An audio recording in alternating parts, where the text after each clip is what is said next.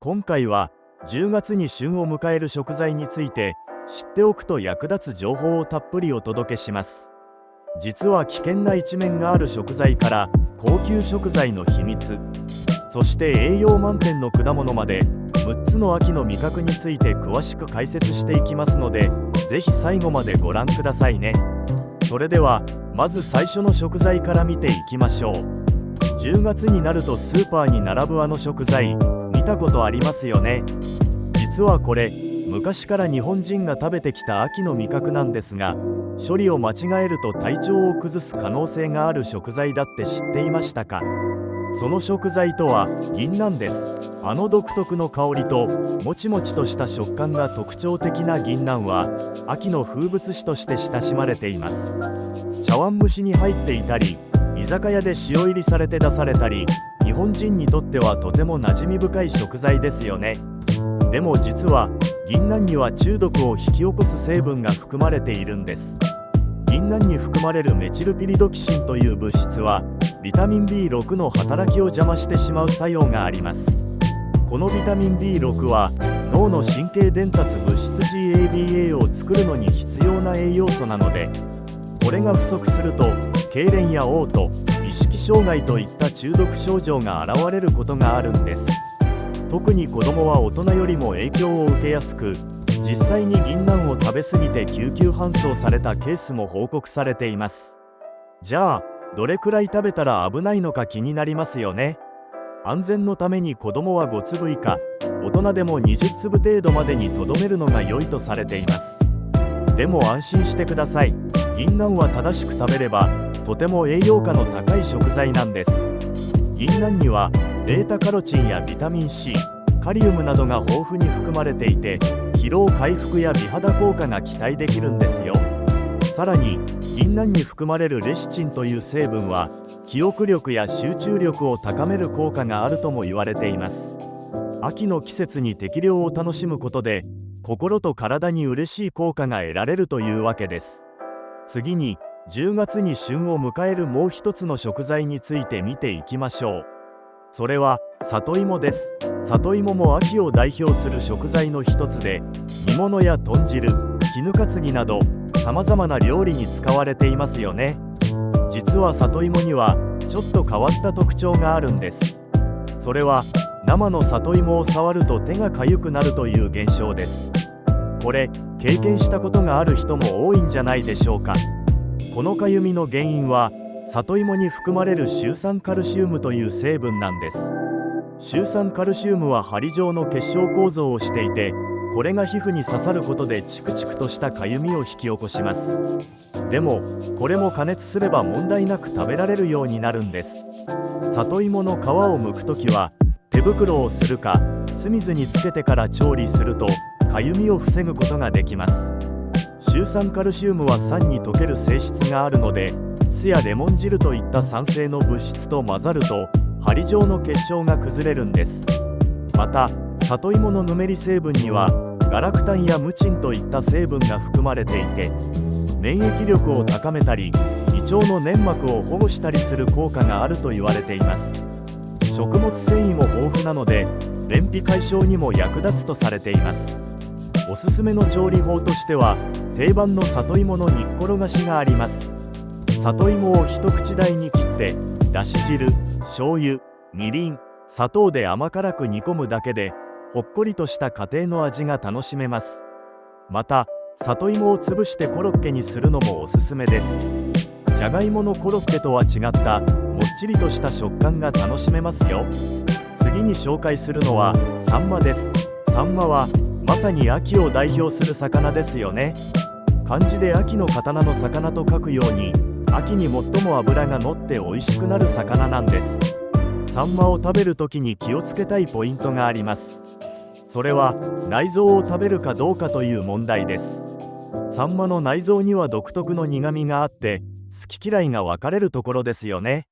サンマの内臓にはビタミン A が豊富に含まれていて、目の健康や美肌に良いとされています。ただしサンマは胃袋がない魚なので、食べたものがそのまま腸に残っている可能性があります。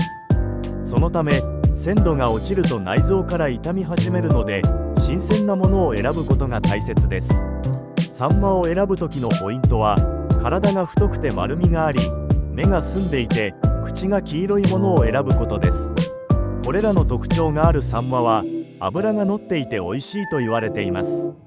調理法としてはやっぱり塩焼きが定番ですよね。グリルで焼いて大根おろしとすだちを添えればシンプルだけど最高の一品になります。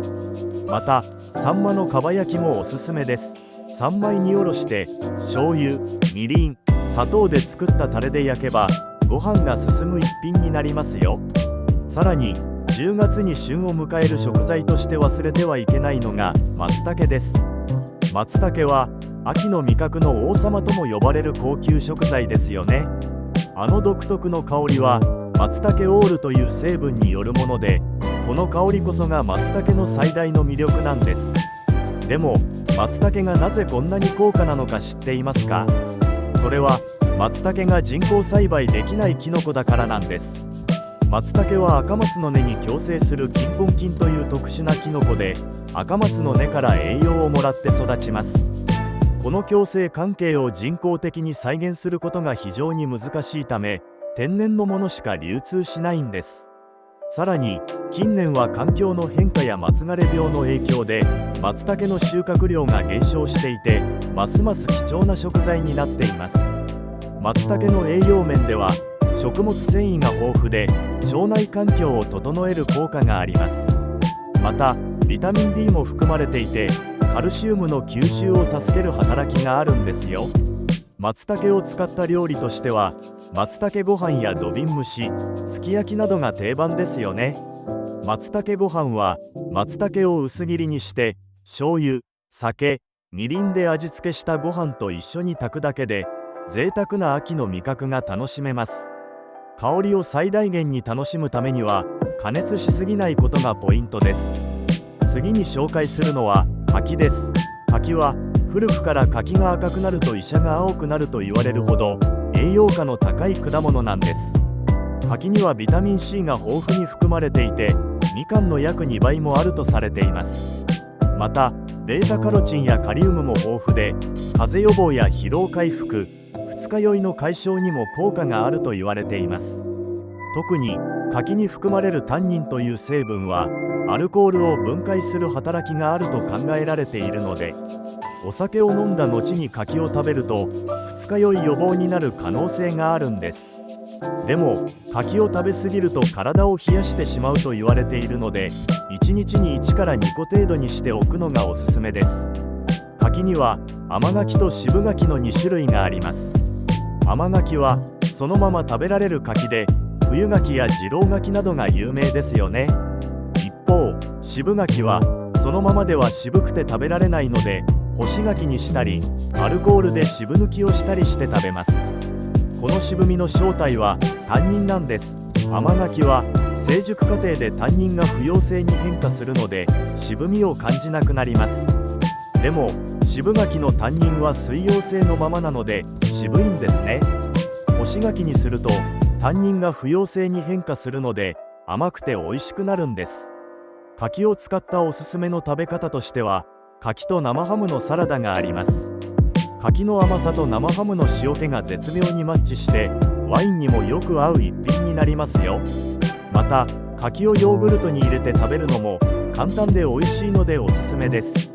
最後に紹介するのは栗です。栗も秋を代表する食材の一つで、栗ご飯や甘露煮、モンブランなどさまざまな料理やスイーツに使われていますよね。